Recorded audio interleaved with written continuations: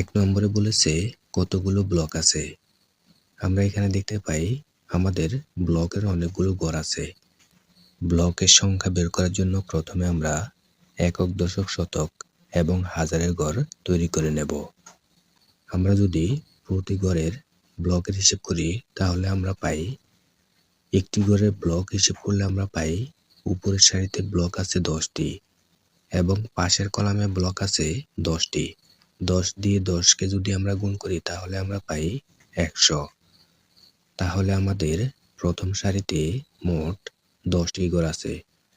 10টি ঘরের 100টি করে ব্লক হিসেব করলে আমরা পাই 1000। প্রথম সারিতে যদি 1000 ব্লক থাকে তাহলে দ্বিতীয় সারিতেও 1000 ব্লক আছে। আমরা এখানে লিখব দুইটি 1000। তাহলে আমাদের এই ঘরটি হবে সহস্র বা হাজারের ঘর। আমরা হাজারের ঘরে 1000 দুইবার লিখব, কেননা আমাদের 1000 ব্লকের ঘরের সারি আছে 2টি। সেজন্য আমরা 1000 করে দুইবার লিখব। আমরা হাজারের ঘরে পেলাম 2000। পরের প্রতি ঘরে আছে 100টি ব্লক এবং এখানে ঘর আছে মোট 4টি। আমরা এখানে লিখব 4টি 100। শতকের ঘরে আমরা 100 করে লিখব 4 বার। আমরা এখানে পেলাম 4 শতক। তারপরে আমরা দেখতে পাই 5টি কলাম আছে এবং প্রতি কলামে ব্লক আছে 10টি। তাহলে এখানে আমরা লিখব 5টি 10। আমরা দশকের ঘরে লিখব 10 5টি। দশকের ঘরে আমরা পেলাম 5 দশক। পরের কলামে আমরা দেখি 5টি ব্লক আছে, মানে 5টি এক আছে। আমরা এককের ঘরে লিখব 1 5টি, 5 একক। এখন আমরা যদি ব্লকের সংখ্যা হিসেব করি তবে আমরা পাই 2455 এবং আমরা 2455কে অঙ্কে লিখি 2455। উত্তর 2455টি ব্লক আছে। 2 নম্বরে বলেছে নিচের প্রশ্নগুলোর উত্তর দেই। 2-এর 1 নম্বরে বলেছে বক্সে কতগুলো 10,000, 1000, 100, 10 ও 1 আছে। 2-এর 1-এর উত্তর বের করার জন্য প্রথমে আমরা একক, দশক, শতক, হাজার ও অযুতের একটি টেবিল তৈরি করব। এখন আমরা দেখব বক্সের ভিতরে 10,000 কাঠ কয়টি আছে।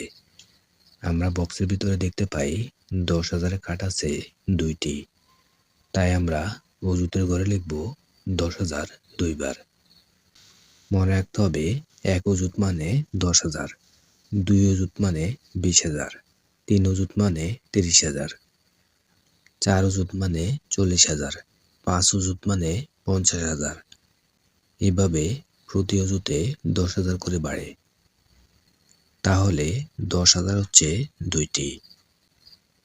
তারপরে বক্সে আমরা দেখতে পাই হাজারের কাঠ আছে 10টি।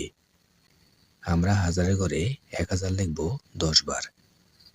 তাহলে 1000 হচ্ছে 10টি। তারপরে আবার দেখতে পাই শতকের কাঠ আছে 4টি। আমরা শতকের ঘরে লিখব 104 বার। তাহলে 100 আছে 4টি। 10-এর কাঠ আছে 6টি। আমরা দশকের ঘরে 10 লিখব 6 বার। তাহলে 10 হচ্ছে 6টি।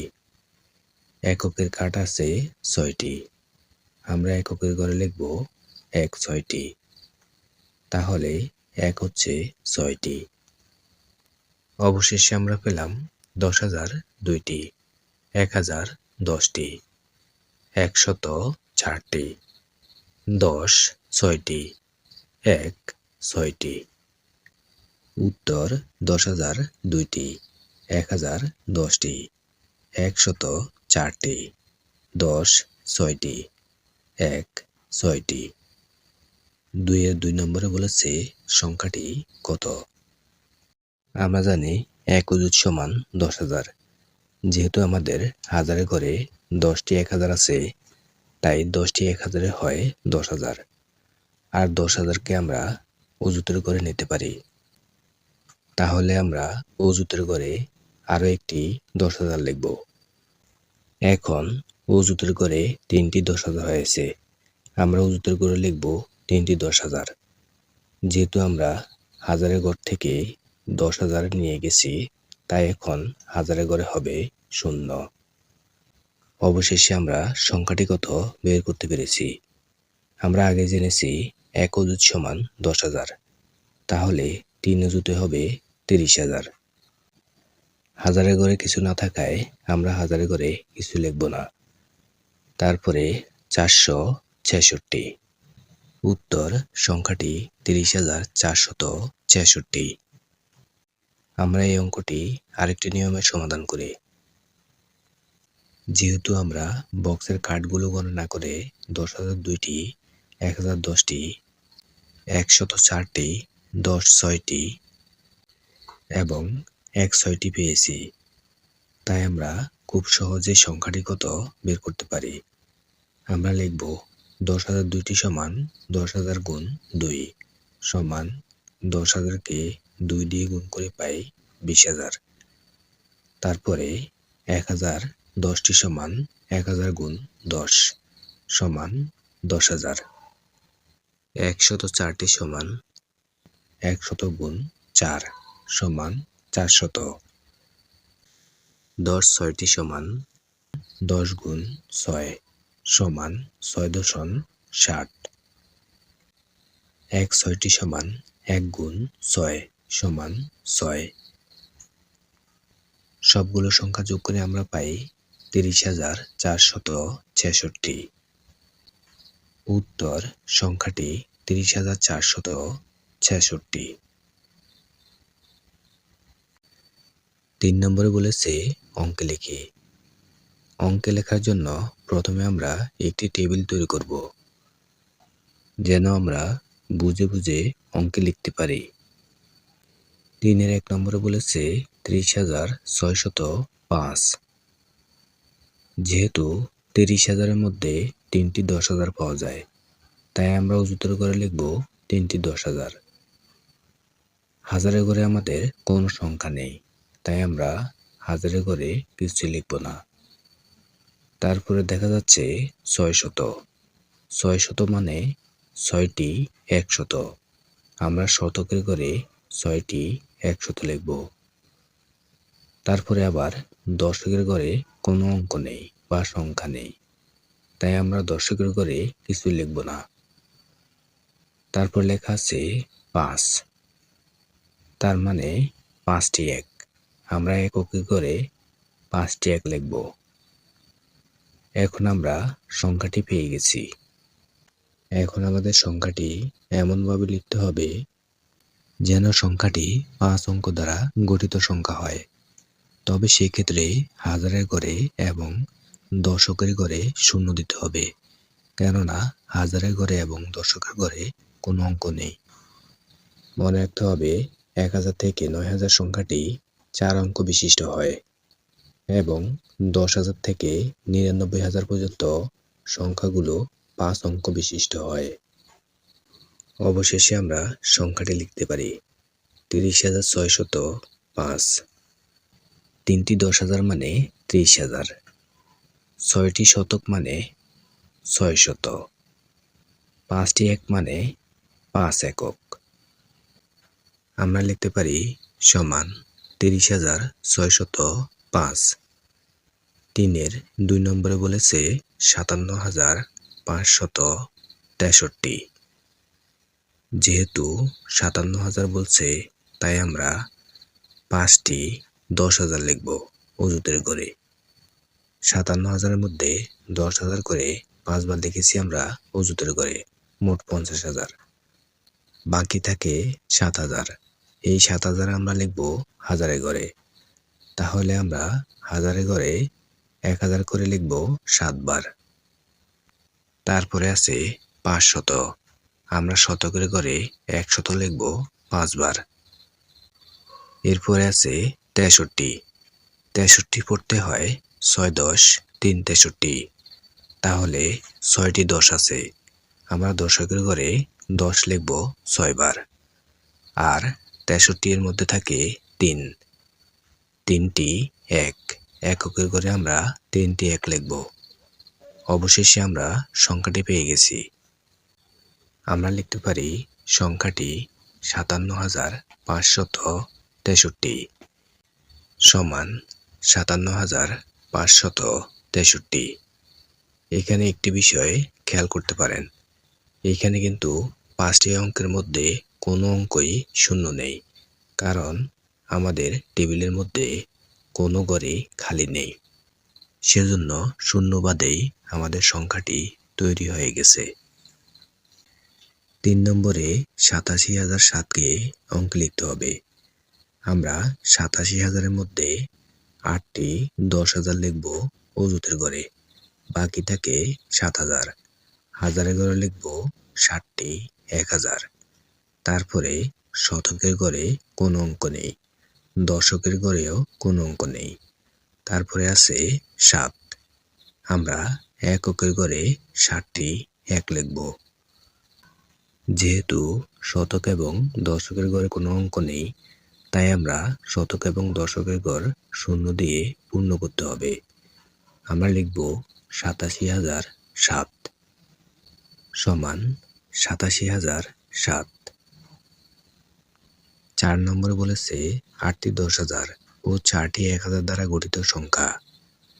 যেহেতু 8টি 10,000 বলছে, তাই আমরা অযুতের ঘরে 8টি 10,000 লিখব ও 4টি 1,000 লিখব হাজারের ঘরে। শতকের ঘরে হবে 0, দশকের ঘরে এবং এককের ঘরেও 0 হবে, কেননা শতক, দশক ও এককের ঘরে কোনো অঙ্ক নেই। তাহলে আমাদের সংখ্যাটি হবে 8টি 10,000-এ 80,000 আর 4,000-এ 4,000। 80,000 আর 4,000-এ মোট 84,000 সমান 84,000। 5 নম্বরে বলেছে 8টি 10,000, 9টি 1,000 ও 9টি এক দ্বারা গঠিত সংখ্যা। এখানেও আমরা অযুতের ঘরে 8টি 10,000 লিখব এবং হাজারের ঘরে লিখব 9টি 1,000। শতকের ঘরে কোনো অঙ্ক নেই, দশকের ঘরেও কোনো অঙ্ক নেই। আছে 9টি এক, এককের ঘরে আমরা 9টি এক লিখব। তাহলে আমাদের সংখ্যাটি হবে 8টি 10,000-এ 80,000, 9,000-এ 9,000, 80,000 আর 9,000-এ 89,000 আর 9-এর 9, 89,009 সমান 89,009। 6 নম্বরে বলেছে 9টি 10,000, 9টি 1,000, 9টি 100, 9টি 10 ও 9টি এক দ্বারা গঠিত সংখ্যা। যেহেতু 9টি 10,000 বলেছে, তাই আমরা অযুতের ঘরে 9টি 10,000 লিখব। আমরা দেখি হাজারের ঘরে, শতকের ঘরে, দশকের ঘরে ও এককের ঘরেও 9টি করে সংখ্যা আছে, তাই আমরা প্রত্যেক ঘরে 9টি করে লিখব। তাহলে হাজারের ঘরে লিখব 9টি 1,000। তারপরে শতকের ঘরেও 9টি শত, দশকের ঘরেও 9টি 10, এককের ঘরেও 9টি এক লিখব। এখন আমাদের সংখ্যাটি হলো 99,999 সমান 99,999।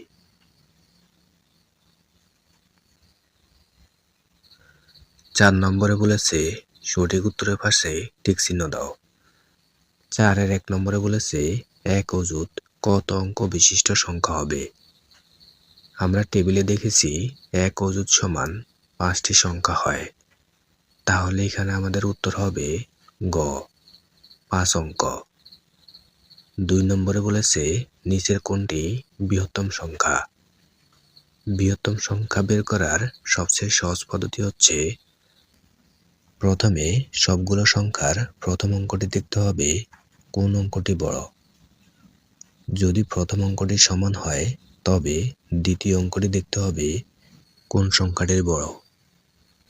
আমরা দেখতে পাই 4টি সংখ্যার মধ্যে গ এবং গ-এর দ্বিতীয় অঙ্কটি বড়, বাকি দুটি সংখ্যার দ্বিতীয় অঙ্ক থেকে। এখন আমরা দেখব গ এবং ঘ এর সংখ্যা দুইটির মধ্যে তৃতীয় অঙ্কটি কোন সংখ্যাটির বড়। আমরা দেখতে পাই গ এর তৃতীয় অঙ্কটি ৮ এবং ঘ এর তৃতীয় অঙ্কটি ২। তাই গ সংখ্যাটি হবে বৃহত্তম। এখানে চারটি সংখ্যার মধ্যে ৭৯৮২ হচ্ছে বৃহত্তম সংখ্যা। আমরা ৭৯৮২ এর মধ্যে টিক চিহ্ন দেব। ৩ নম্বরে বলেছে চিত্রে বাম দিক থেকে গণনা করলে কালো রং করা বৃত্তটির অবস্থান ক্রমবাসের সংখ্যায় কততম। তাহলে আমরা গণনা করে দেখি। প্রথম, দ্বিতীয়, তৃতীয়, চতুর্থ, পঞ্চম, ষষ্ঠ, সপ্তম, অষ্টম, নবম, দশম, একাদশ, দ্বাদশ, ত্রয়োদশ, চতুর্দশ। গ নম্বরে চতুর্দশ অপশনটি সঠিক। আমরা গ নম্বরে টিক চিহ্ন দেব। ৪ নম্বরে বলেছে ২৫৯৭, ২৫৭৯, ২৭৫৭, ২৭৭৫ সংখ্যাগুলোকে বড় থেকে ছোট ক্রমে সাজালে নিচের কোন ক্রমটি সঠিক।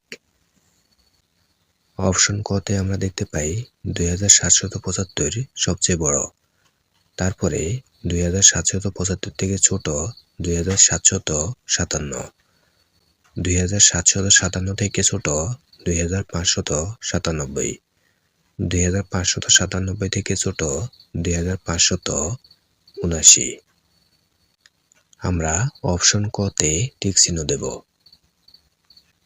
৫ নম্বরে বলেছে ৫, ১০, ১৫, ২০, ২৫, ৩০ ড্যাশ।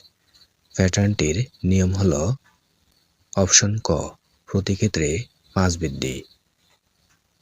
প্রশ্নতে আমরা দেখতে পাই প্রতি ক্ষেত্রে ৫ বৃদ্ধি পাচ্ছে, তাই অপশন কতে আমরা টিক চিহ্ন দেব। ৭ নম্বরে ৭, ১১, ড্যাশ, ১৯, ড্যাশ, ২৭ প্যাটার্নটির খালি ঘরের সংখ্যাগুলো কত হবে।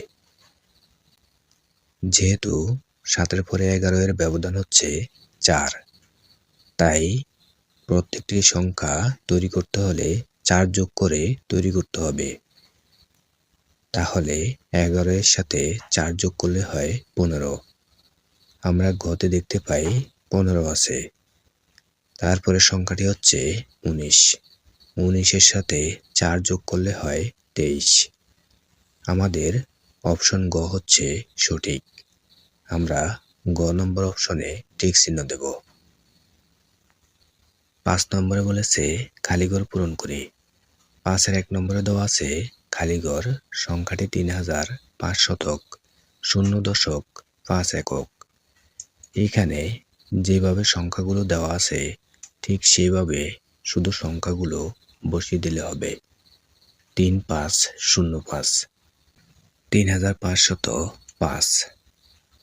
২ নম্বরে দেওয়া আছে খালিঘর সংখ্যাটি ৭০০০ শতক ৪.৫ একক।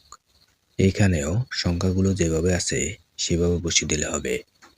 ৭১ ৪৫, ৭১৪৫। ৩ নম্বরে দেওয়া আছে খালিঘর সংখ্যাটি ২০০০ ২.৭ একক। এইখানে কিন্তু শতকের ঘরে শূন্য শতক লেখা নেই, তাই আমরা শতকের ঘরে শূন্য দিতে হবে। শূন্য দেওয়া না থাকলেও শতকের ঘরে যদি কোনো সংখ্যা না থাকে তবে শূন্য অবশ্যই দিতে হবে। তাহলে আমরা ৩ নম্বরে খালি ঘরে লিখব ২০২৭ ২০২৭। ৪ নম্বরে দেওয়া আছে খালিঘর সংখ্যাটি ৫০০৬ একক। এখানে শতকের ঘরে এবং দশকের ঘরে সংখ্যা দেওয়া নেই, কিন্তু আমাদেরকে শতকের ঘর এবং দশকের ঘর শূন্য দিয়ে পূরণ করতে হবে। তাই আমরা লিখব ৫০০৬, ৫০০৬। ৫ নম্বরে দেওয়া আছে ৪৩৭৫ সংখ্যাটি হচ্ছে কত হাজার। ৪০০০। কত শতক? ৩ শতক। কত দশক? ৭ দশক। কত একক? 5 একক। 6 নম্বরে দেওয়া আছে 54,009, সংখ্যাটি হচ্ছে 5 অযুত। 4,000, 0 শতক, 0 দশক, 9 একক। 6 নম্বরে বলেছে নিচের প্রশ্নগুলোর উত্তর দেই। 6 1 নম্বরে বলেছে 39 শত, সংখ্যাটি কত? মনে রাখতে হবে যে কোনো সংখ্যার শত বের করতে বললে সংখ্যার পরে দুটি শূন্য বসালেই সংখ্যাটি শততে রূপান্তরিত হবে। 39-এর ডান পাশে দুটি শূন্য বসিয়ে পাই 3,900। 2 নম্বরে বলেছে 122 শত, সংখ্যাটি কত? এখানেও আমরা 122-এর সাথে দুটি শূন্য বসালেই সংখ্যাটি পেয়ে যাব। 122-এর ডান পাশে দুটি শূন্য বসিয়ে পাই 12,200। 3 নম্বরে বলেছে 2,900-এ কয়টি শত আছে? মনে রাখতে হবে যদি সম্পূর্ণ সংখ্যা থাকে এবং সেই সংখ্যার শত বের করতে বলে তবে ডান দিক থেকে দুটি শূন্য বাদ দিলেই যেই সংখ্যাটি থাকবে সেই সংখ্যাটি হবে শত। তাহলে 29-এর ডান পাশের দুটি শূন্য বাদ দিয়ে পাই 29 শত। 4 নম্বরে বলেছে 91,000-এ কয়টি শত আছে? আমরা 91,000-এর ডান দিক থেকে দুটি শূন্য বাদ দিয়ে পাই 910। তাহলে উত্তর হবে 910 শত। 5 নম্বরে বলেছে যোগ করার ক্ষেত্রে কোন স্থানীয় মান থেকে হিসাব শুরু করতে হবে? উত্তর হবে একক স্থানীয় মান থেকে হিসাব শুরু করতে হবে। 7 নম্বরে বলেছে খালি ঘরের সংখ্যা লিখি। 7-এর 1 নম্বরে আমরা দেখি প্রথমে 0, তারপরে 100, 100-র পরে খালি ঘরের পরে 300। তাহলে আমরা বুঝতে পেরেছি যে প্রতি ঘরের ব্যবধান 100 করে। এখন 100-র পরে খালি ঘরে আমরা লিখব 200, 200-র পরে 300 দেওয়া আছে, 300-র পরে খালি ঘরে হবে 400, 400-এর পরে খালি ঘরে হবে 500, 500-র পরে 600 দেওয়া আছে। 7-এর 2 নম্বরে আমরা দেখি 2,300, এর পরে খালি ঘরের পরে 2,500। এইখানেও প্রতি ঘরের ব্যবধান 100 করে। তাহলে 2,300-এর পরে হবে 2,400, 2,500 দেওয়া আছে, 2,600 দেওয়া আছে, 2,700 দেওয়া আছে, তারপরে খালি ঘরে হবে 2,800 এবং শেষের ঘরে হবে 2,900। 8 নম্বরে বলেছে প্রতি ক্ষেত্রে সংখ্যাটি কত? 8-এর 1 নম্বরে বলেছে একটি সংখ্যা 12,999 থেকে এক বেশি। মনে রাখতে হবে যদি নির্দিষ্ট সংখ্যা দেওয়া হয় এবং সেই সংখ্যা থেকে 1 বেশি বা 10 বেশি বলে বা 100 বেশি বলে তবে সেই সংখ্যার সাথে 1 বেশি বললে 1 যোগ করে লিখতে হবে, 10 বেশি বললে 10 যোগ করে লিখতে হবে এবং 100 বেশি বললে 100 যোগ করে লিখতে হবে। যেহেতু আমাদের 1 নম্বরে 12,999 থেকে 1 বেশি বলেছে তাই আমরা 12,999-এর সাথে 1 যোগ করে সংখ্যাটা লিখতে হবে। আমরা লিখব 12,999 যোগ 1 সমান 12,999-এর সাথে 1 যোগ করে পাই 13,000। 8-এর 2 নম্বরে বলেছে একটি সংখ্যা 30,000 থেকে 1 কম। মনে রাখতে হবে যদি কোনো নির্দিষ্ট সংখ্যা থেকে 1 কম বা 10 কম বলে তবে সেই সংখ্যা থেকে 1 কম বললে 1 বিয়োগ করে লিখতে হবে, 10 কম বললে 10 বিয়োগ করে লিখতে হবে। যেহেতু আমাদের 2 নম্বরে 30,000 থেকে 1 কম বলছে তাই আমরা 30,000 থেকে 1 বিয়োগ করে লিখব। আমরা লিখতে পারি 30,000 বিয়োগ 1 সমান 30,000 থেকে 1 বিয়োগ করে পাই 29,999। 3 নম্বরে বলেছে একটি সংখ্যা 10,000 থেকে 10 কম। আমরা 10,000 থেকে 10 বিয়োগ করে লিখব। আমরা লিখব 10,000 বিয়োগ 10 সমান 10,000 থেকে 10 বিয়োগ করে পাই 9,990। 4 নম্বরে বলেছে একটি সংখ্যা 49,990 থেকে 10 বেশি। 49,990 থেকে 10 বেশি বলার কারণে আমরা 49,990 সাথে 10 যোগ করে সংখ্যাটি বের করব। আমরা লিখব 49,990 যোগ 10। 49,990 সাথে 10 যোগ করে পাই 50,000। 5 নম্বরে বলেছে একটি সংখ্যা 79,900 থেকে 100 বেশি। যেহেতু 100 বেশি বলেছে তাই আমরা 79,900 এর সাথে 100 যোগ করে সংখ্যাটি বের করব। আমরা লিখব 79,900 যোগ 100 সমান 79,900 এর সাথে 100 যোগ করে পাই 80,000। 9 নম্বরে বলেছে খালি ঘরে বড় প্রতীক বা ছোট প্রতীক বসিয়ে বড় বা ছোট তুলনা করে। 9 1 নম্বরে দেওয়া আছে 975 খালি ঘর 957। মনে রাখতে হবে বড় অথবা ছোট নির্ণয় করার ক্ষেত্রে যদি উভয় সংখ্যার অঙ্কগুলো সমান থাকে তাহলে উভয় সংখ্যার প্রথম অঙ্ক দেখতে হবে কোন সংখ্যাটি বড়। যদি উভয় সংখ্যার প্রথম অঙ্ক সমান হয় তবে উভয় সংখ্যার মধ্যে দ্বিতীয় অঙ্কটি দেখতে হবে কোন সংখ্যাটি বড়। আমরা আমাদের 1 নম্বরে দেখতে পাই উভয় সংখ্যার প্রথম অঙ্ক 9, তারপরের অঙ্ক একটির হচ্ছে 7, আরেকটির হচ্ছে 5। এখন যেই সংখ্যাটির মধ্যে 7 বড় সেই সংখ্যাটি হবে বড়। তাহলে 975 সংখ্যাটি বড়। আমরা খালি ঘরে বড় প্রতীক বসাবো। বড় প্রতীক সবসময় বাম দিকে ঘুরে থাকে আর ছোট প্রতীক সবসময় ডান দিকে ঘুরে থাকে। তবে সর্বক্ষেত্রে প্রতীক সবসময় বড় দিকে ঘুরে থাকবে। 2 নম্বরে দেওয়া আছে 8,475 কালীঘর 8,574। এখানে আমরা দেখি উভয় সংখ্যার প্রথম অঙ্ক 8 সমান এবং উভয় সংখ্যার দ্বিতীয় অঙ্ক হচ্ছে আগের সংখ্যাটির 4 এবং পরের সংখ্যাটির 5। তাই আমরা এইখানে ছোট প্রতীক বসাবো কারণ পরের সংখ্যাটি বড়। 3 নম্বরে দেওয়া আছে 17,779 খালিঘর 17,879।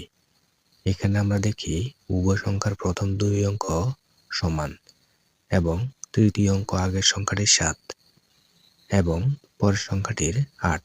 তাই আমরা এখানেও ছোট প্রতীক বসাবো কারণ এখানে পরের সংখ্যাটি বড়। 4 নম্বরে দেওয়া আছে 37,589 খালিঘর 38,579। এখানে আমরা দেখি উভয় সংখ্যার প্রথম অঙ্ক সমান 3 এবং উভয় সংখ্যার দ্বিতীয় অঙ্ক প্রথম সংখ্যার 7 এবং দ্বিতীয় সংখ্যার 8। তাই এখানে আমরা ছোট প্রতীক বসাবো কারণ এখানে পরের সংখ্যাটি 38,579 বড়। 5 নম্বরে দেওয়া আছে 8,579 খালিঘর 8,578। এখানে আমরা দেখি উভয় সংখ্যার প্রথম 3 অঙ্ক সমান এবং চতুর্থ সংখ্যাটি আগের সংখ্যাটির বড় 9 এবং পরের সংখ্যাটির 8 ছোট। তাই আমরা এখানে বড় প্রতীক বসাবো। 6 নম্বরে দেওয়া আছে 17,999 খালিঘর 18,999। এখানে 17,999 থেকে 18,999 বড়। তাই আমরা এখানে ছোট প্রতীক বসাবো।